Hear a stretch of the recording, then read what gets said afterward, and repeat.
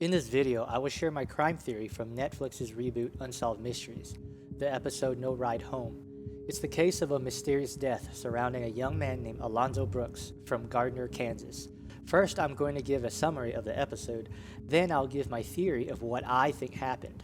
So if you've already seen the episode, or just want my opinion, skip ahead. On the night of April 3rd, 2004, Alonzo traveled with his friends Justin, Daniel, and Tyler to a party in a small rural town of Lacine. The site of the party was a farmhouse where roughly 50 people had attended, with him being the only black guy there. There were a few from Gardner, but most of the people there were locals and were described as a country type of crowd. At some point during the party, Alonzo and a group of locals had a face-to-face altercation. Racist slurs were being hurled against him because allegedly he was flirting with girls who were white. Despite this, his friends claimed that Alonzo was having a good time and continued to enjoy the party. Daniel and Tyler left to go to another party and assumed Alonzo would ride home with Justin. But later that night, Justin went to get cigarettes and got lost. He then called another friend at the party named Adam and asks him to give Alonzo a ride home. Justin says he could hear Alonzo talking shit in the background about him getting lost. This phone call will be an important part to my theory. The next morning, April 4th, Alonzo did not come home. Justin states that Adam, who was supposed to give Alonzo a ride, told him that he could not find him and assumed he already left the party with someone else. Alonzo's friends then traveled back to Lacine where the party took place to look for him. They found his hat and boots were scattered along the road across the street. His best friend Rodney stated that it looked as if someone threw the boots and hat out of their vehicle as they drove down the road. On April 7th, the case was turned over to the Kansas Bureau of Investigations. There were search dogs and helicopters on scene. On April 10th, the FBI joins the case to investigate a possible hate crime. On April 12th, dive teams performed a search in a creek near the farmhouse and the surrounding areas. All of these searches turned up nothing.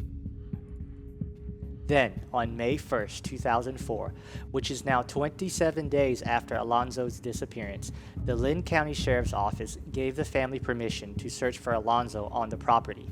In roughly 30 minutes into their search, his body was found on the creek bed. The forensic pathologist who examined the body stated that the body was clothed, there was no signs of sharp force injury, bone fracture, blunt force trauma, or gunshot wounds. He was not able to find a cause of death and ruled Alonzo's death as undetermined. The initial searchers claimed that the body was moved to the creek bed after they did their search, while the pathologist suggests it may have floated around the creek, which is why the body was not found at the time. So, the big mystery is, what was the cause of Alonzo's death and who is responsible? From this point on, as a disclaimer, I want to reiterate that this is merely my opinion formed with only the statements and information given in this episode of the show. I do not claim to have knowledge or experience with law enforcement, forensic science, or criminal justice. So here is what I think happened. Remember when Justin got lost and he called Adam to give Alonzo a ride and heard Alonzo talking shit in the background? I think someone from the racist group also overheard the conversation, and they now know all of his friends had left him stranded there. They took this opportunity to plan a kidnapping. They wanted to capture him to intimidate and scare him, then turn him loose a few days later, hoping it would serve as a warning to other black people about coming to their town. The suspects believed that they could get away with it because being in a small racist town, they were either related to or were very close to local authorities that would cover for them as long as it wasn't anything big like murder. Later that night, they put their plan into motion. One of the suspects would lure Alonzo outside by provoking him into a fight, while the rest of them waited for him so that they could tackle, tie, and force him into the back of their truck. Most of the people at the party didn't see the kidnapping, which is why there is a lack of helpful information on this case. If you think about it, there were roughly 50 people at this party. There's loud music, groups talking, rowdy people, card games, beer pong, dancing, and everyone is drinking. So vigilance is probably not going to be the best here, but I do believe a few people witnessed the kidnapping. These witnesses and the suspects just happened to be the ones that lawyered up at the time of their interview with authorities.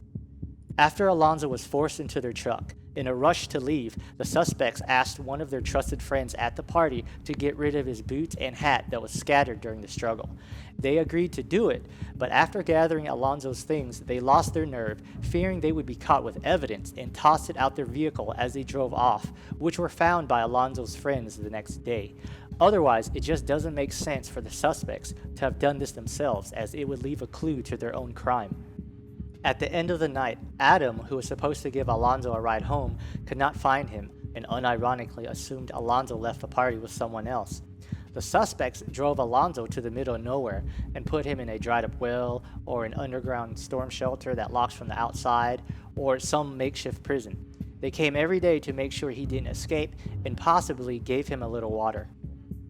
On April 7th, when the suspects planned to cut Alonzo loose, they saw choppers, search dogs, and KBI agents all over the scene looking for him. They freak out because they realize their plan has blown out of control and their local connections can no longer protect them. Fearing the helicopters will spot their movements to and from Alonzo's prison, or the possibility of running into agents in town, they maintain a low profile and stay away from Alonzo in order to avoid suspicion. Unfortunately, before the suspects went into hiding, the last time they gave Alonzo water was on the 6th, which may have lasted a couple more days after. The human body cannot survive 3 or 4 days without water, and I believe that Alonzo died in his prison around April 12th or 13th from dehydration. This would explain why the examiner did not find any physical trauma to his body or seemed it was badly decayed as described by his brother. By the time the suspects felt safe to come out and check on Alonzo, they found his lifeless body instead. Fearing destroying or hiding the body would create more trails to evidence, as they have seen on the TV show CSI, the suspects decided to just dump the body at the creek. They hoped that because he suffered no physical trauma, people would believe he got drunk and drowned in an accident. During this episode, there were some things that the forensic pathologist said that I think are a bit off. Again, I am no forensic expert, but there are some things that conflict with logic. He implicated that the body may have floated around the creek, which is why search teams couldn't find him in the initial search.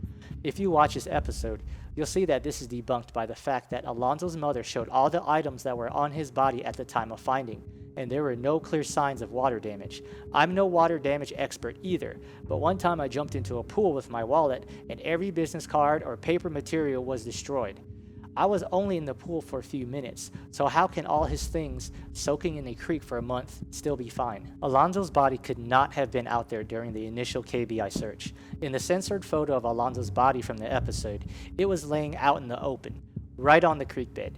Yet, there were cadaver dogs out there. Their sense of smell is literally a superpower, and the fact that there were multiple dogs searching, there is no way all of them missed his body.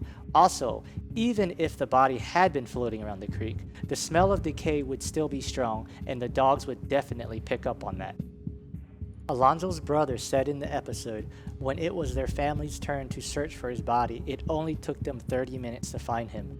Yet choppers, teams of federal agents, police, scuba divers, and dogs found nothing in the same area? No, that makes zero sense. His body was absolutely placed there after all the authorities conducted their searches. I hope that you enjoyed my video, and at the very least my theory makes some sort of sense. If you have any theories or debunks of your own, I would love to see them in the comments. I'm sure there are many good theories on this case, but one thing is certain. One of those people that lawyered up holds the key to what really happened and to the identity of the people who are responsible for Alonzo's death. If you have any information on this case, please help Alonzo and his family find peace and submit them to the FBI. The link is in the description below.